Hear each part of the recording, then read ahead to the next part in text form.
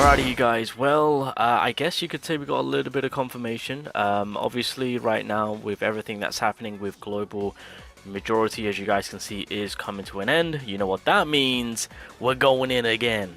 Who's going to be releasing? What's going to be happening? Who's the next character? Obviously, I did say that probably Mechamaru will be next. Get that out of the way because he's probably going to be an easy skippable character. As well as so would Panda, so would be Todo. Itadori might be questionable. I feel like some people might try to go for him, and then from that point on, it would lead into the release of... Oh, and Yellow Nanami. Yellow Nanami will also probably get a few people too, potentially, maybe, and then that will lead into the half anniversary characters releasing, well, very, very soon. So that's what, 5 characters out? 5 characters? Yeah, 5. So expect with those 5 characters, there might be a bit of a rush within these coming weeks for January. Everything is slowly setting in stone because, of course, tomorrow, yep, we're gonna get more story, which is, I mean, I ain't complaining. I'll take the free cubes, thank you very much. At this current moment of time, I'm trying to, you know, scavenge and take whatever cubes I can get. So there we go, chapter 11 is happening, boys. And then, of course, yeah, just, I mean, we kind of expected it, you know. A grade increase is going to be happening once again. So, and this time around, it will require the now next set of awakening materials, which is going to be the green variant. So obviously we can't farm that just yet. We have to wait for the missions to drop, and then we can start farming them. So yep, hopefully they give out a decent amount of stamina from that, because that's going to be an absolute pain in the ass. There we go. But everything is falling in line with the timeline, everything that's leading up to the half anniversary. So just so you guys are aware, 2 months worth of content is going to be squeezed into January. So yeah, global is going to be jam-packed right now, and they're kicking things off starting tomorrow. So prepare yourself. I mean, well, technically 3 months, because they have to squeeze all of this in January, because it is. I don't know if the mod was supposed to leak this or even say anything about this. The hidden inventory is going to be dropping late January. If you guys don't know what that is the half anniversary. That's yeah, Gojo, Toji. That's, I guess you can also mention Geto. I always forget about Geto. Oh my god, that's so bad of me. Jesus Christ. Okay, so late January. I love it how we were informed how they weren't gonna drop in January, but then I was like, hold on a minute. Then they mentioned subject to change. It's just like, okay, well, it's gonna drop in January. Well, late January, early February. That's kind of what we're looking at. So that's why I say that through, starting from now, from the beginning of January, leading up to the end of it, it's going to be content jam-packed with, again, 5 characters, a ton of events, other few things in between to be crammed in. So yeah, if you to be fair, we're going to be skipping most of it, or practically all of it. I know I am, so I'm just going to be in it for the event, grinding it all up, make sure I've got all the resources that they're ready, make sure that I've got all the cubes that they're ready. I always forget about Green Geto, but to be honest with Green Geto, he's more, like, the role he kind of plays is very, very, very similar to Blue Geto in terms of, you know, that more for support role, but in this case it will be more for the green typing, since his skill set, as it works with, you know, having more cursed energy, it's more for the green typing. That's where you gain more effectiveness, of course. But it is more on that supportive role, again, with that slight little DPS. So, yeah, interesting if the half anniversary characters will get a buff. Later down the line, who knows. But in the situation of, obviously, Toji, again, as I've spoken about it, you know, with the release of Yuta and his future buff, I truly do regard him a little bit more. The issue with Toji is that he's still a fantastic character. He still holds a good amount of firepower. The problem that I'm kind of seeing is, outside of that, his role is to kind of, you know, hinder the enemy's buffs.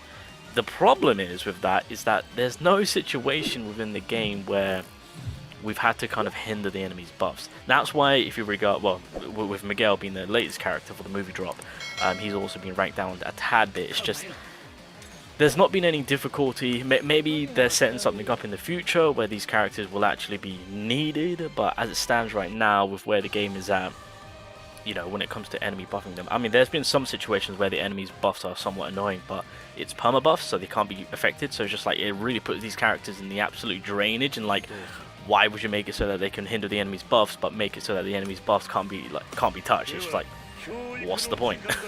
But there really has been any fights that I've been playing where that's been the only thing I'm hand on heart, the only thing I've been using Toji for before the Yuta buff was just raw damage. That's it, raw damage. And at that time he was doing more raw damage than Yuta. But now the buff for Yuta has come in. It has made Yuta, that overall character, infinitely more better, and such an amazing character to have. For me personally, as a sub character, because there's more on the table for that character now than there is with Toji, because Toji's just a full-on raw attacking unit, but Yuta himself can now provide some raw damage himself. So putting that into perspective, again, if you do have Yuta like myself, it does kind of alleviate the pressure on not having to really concern myself over Toji now. Again, I've already spoken about it. You know, if you don't have a good red character, and even if you're yellow, well, right now for the yellow typing, we really only have Kugisaki. I mean, you also Megumi, domain expansion, or incomplete domain expansion Megumi. I mean, he's not too bad in terms of damage too. Good support, DPS, sub DPS damage going in there. But I mean, if you're put in that scenario, you might as well just start fresh, low key. Start fresh. Save up your tickets, save up your cubes, go into the first year anniversary, which will be only a couple of months down the line. See what's up. Again, some people are just feeling going to be skipping and waiting, which I don't. I completely understand. But for the most part, I'm still staying by my gun to say that Team Gojo will probably be the hot pick to have the Gojo to not leave the field. He does good damage, he's got AoE coverage, plus on top of that, I mean, there's a few things that really help us out with this Gojo. Like, not only does he have power, but he can make it so that he can attract the enemy to focus on him. That will then help out his passive to make it so that he's immune to damage for 2 turns. So in a way, protecting your team for 2 turns, very nice.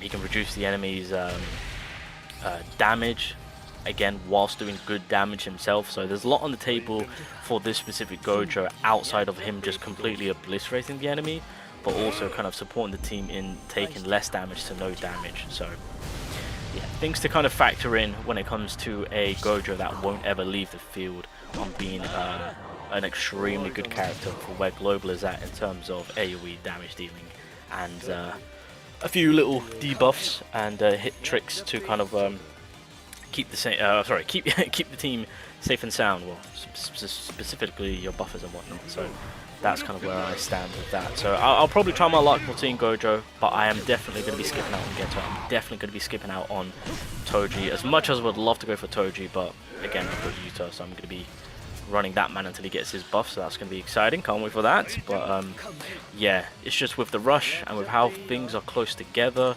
and we know what the future holds for Global. We know how broken the domain expansion Gojo is. We know how broken Sukuna is. Like, it's just like, okay, we now know the power scaling characters that have shifted the game completely.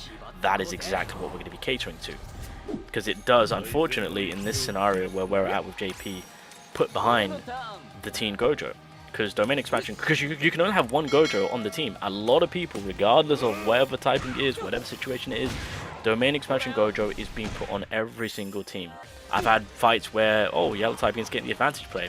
Why would I take the team Gojo when domain expansion Gojo just completely, pardon my French, shits on everyone? So, you know, there's that. We can only run one Gojo. And then again, in Toji's situation, again, Yuta's being buffed. Nothing more to say on that one. Rest in peace. And Gojo's red too. The domain expansion Gojo. How can I forget about that? And then, of course, in Geto's situation, I mean, there's not really much to say. Mahito Loki is doing his thing. In terms of the support role, we don't really need to cater to. It just really puts him in a bad position. That's all I can say. There's nothing more to say. It really puts, with the speed that Global is going at, that's why it puts them all in a bad position, because what's to come next with the power creeping characters, they are so close that, yeah, as I've mentioned at the beginning of the video, people are skipping the half-year anniversary characters, aka Toji, Team Gojo and whatnot. If you are wanting to go for them, I would wholeheartedly just be like, look, if you're free to play, if you're low spending, just Team Gojo it and you're good. If you want to start fresh, because you're completely free to play and you need support in the red typing, then start fresh, get Team Gojo, get Toji on your account, and then start grinding from there. You'll be A-OK. But yeah, Getter out of the 3, unfortunately, you just really wouldn't need to concern yourself with, if I'm being completely honest.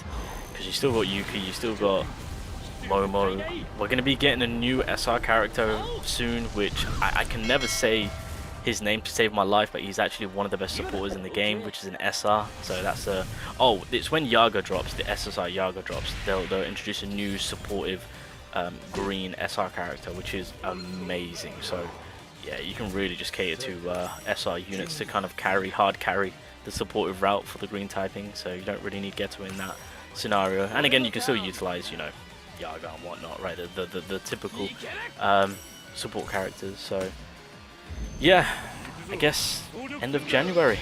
So we've got a good solid couple of weeks, and then it all kicks off. And then from that point on, we'll see what happens. I'm not going to go all in for Team Gojo. I'm only going to be trying a little bit, and then I'm going to be holding off, because 4 or 5 months later in comes first year anniversary characters for half year anniversary, and that right there is a done.